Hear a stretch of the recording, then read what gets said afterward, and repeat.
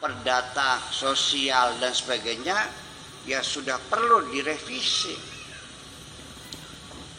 Pengen tahu Bu, apa kira-kira hukum-hukum fikih yang perlu direvisi lagi? Ada enggak? Nggak bisa. Ada yang kencang, wa man lam yahkum bima anzalallahu faulaika humul kafirun. Orang siapa yang memutuskan hukum tidak sesuai dengan ketentuan Allah, maka hukumnya kafir.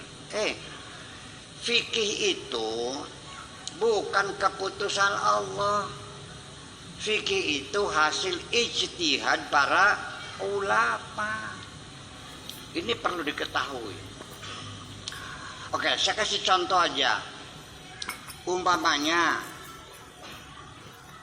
ibu punya wudhu, suami datang lalu mencium, wudhunya batal enggak? Batal enggak wudhunya? Ada yang bilang batal, ada yang bilang tidak. Ada lagi bilangnya tergantung. Kalau menciumnya ada gairah batal, kalau tidak ada gairah tidak batal. Saya mau nanya, yang benar mana? Nah, di sini jadi persoalan. Nah, makanya ini saya ingin kasih pelajaran penting. Kalau dalam masalah fikih, jangan bertanya kurang ajar. Pertanyaan yang benar mana itu pertanyaan kurang ajar. Sebab apa? Nanti jawabannya mesti menyalahkan orang lain. Kalau bilang yang benar batal, berarti yang bilang tidak batal tidak benar. Ini kita masih memahami aturan. Oke. Sekarang coba dalam fikih jangan bertanya yang benar mana, tapi bertanya apa alasannya. Ketika masing-masing punya alasan, ya go ahead, silakan jalan. Tapi aneh juga kadang-kadang muncul fanatisme kita dalam bermadhab, dalam berormas, dalam berpartai, dalam bersuku, dalam bermasalah. Ada fanatisme. Kadang-kadang kita sudah tahu ada kelemahannya, kita tetap membelanya juga. Ya, fanatis itu baik buruk adalah saudaraku, kita bela juga, kan begitu. Nah, kalau fanatisme itu kepada kebangsaan kita, nasionalisme kita, itu bisa dibenarkan. Tapi kalau selain itu urusan warna kulit, bahasa, suku, yang nggak bisa dong. Umpamanya gini, umpamanya ini mah Saudi perang dengan Indonesia, ya kan? Saudi negara Islam, Indonesia juga masyarakatnya mayoritas Islam.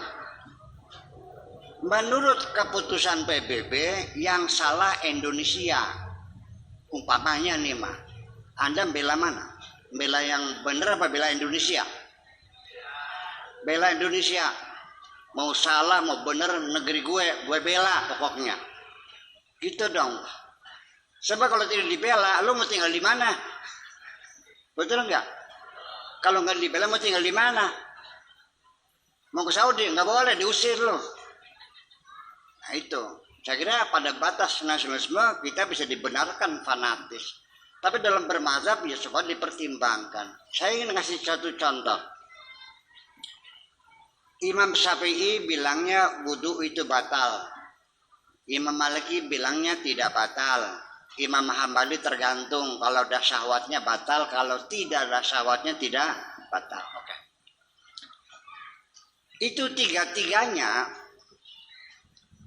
merujuk kepada ayat yang sama, yaitu bunyinya aula mastumun nisa. Kok jadi berbeda? Ya itulah makanya bahwa keputusan apapun, baik batal atau tidak batal ataupun tergantung, itu adalah hasil pikiran-pikiran manusia. Betul nggak? Kalau pikiran manusia, agama atau budaya? Nah, baru paham sekarang ya. Jadi kapan kita bela-bela budaya? Lu nggak ada urusan dengan sorga itu mah. Pikiran orang kok. Oke, kita mazhabnya, saya juga mazhab Syafi'i ini.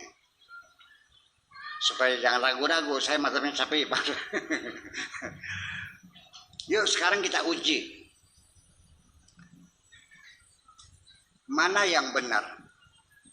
Kalimatnya aula mastumun nisa.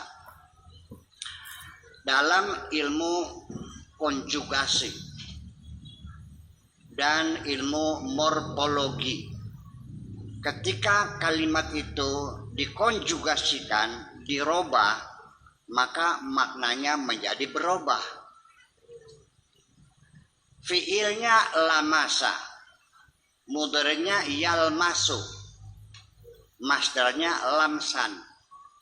Begitu ditambah sisipan alif setelah faul fi'li, lamasa yulamisu mulabasatan. Itu maknanya berbeda. Kalau lamasa menyentuh. Tetapi kalau lamasa panjang ya, lamasa itu artinya bersentuh-sentuhan. Perempuannya pegang, laki-lakinya pegang. Suaminya ngeremes istrinya, sehingga yang batal itu bukan sentuhan, kata Imam Maliki. Kata Imam Hambali tergantung, karena dia ngantongin ada 2 hadis. Nabi pernah mencium istrinya langsung sholat, ada lagi hadis setelah mencium istrinya wudhu lagi. Oh, berarti ada 2 kualitas ciuman yang berbeda.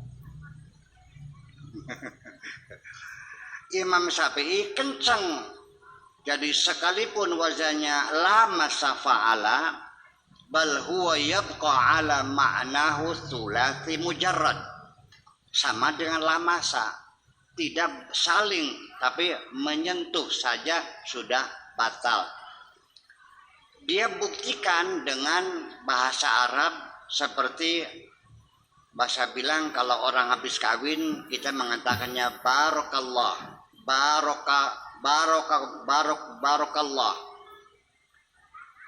Kata kita bilang qatalahumullah, itu mendoakan diberkahi oleh Allah. Artinya Allah memberkahi kamu, bukan saling memberkahi. Itu alasan Syafi'i. Tetapi saya mengatakan bahwa barakallah itu tidak bermakna musyarakah, ada qarinah haliyah, ada indikator lain luaran. Tidak mungkin Allah dan kamu saling memberkahi dong. Oke. Udah, itu sisi bahasanya. Realitanya, karena bersentuhan ini batal, berakibat orang yang bermadzhab Syafi'i itu tidak bisa naik haji. Karena mungkin